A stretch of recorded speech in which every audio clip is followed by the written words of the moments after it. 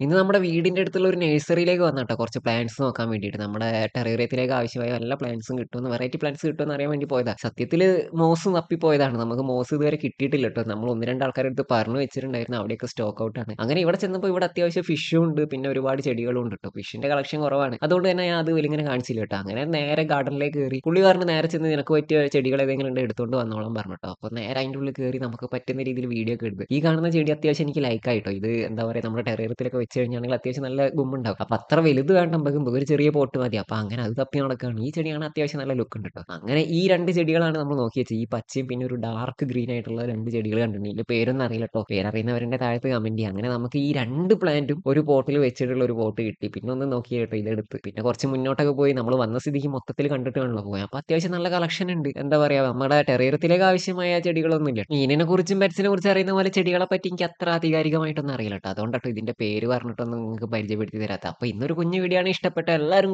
കൂടെ ലൈക്ക് ചെയ്യുക, ഷെയർ ചെയ്യുക, സബ്സ്ക്രൈബ് ചെയ്യുക.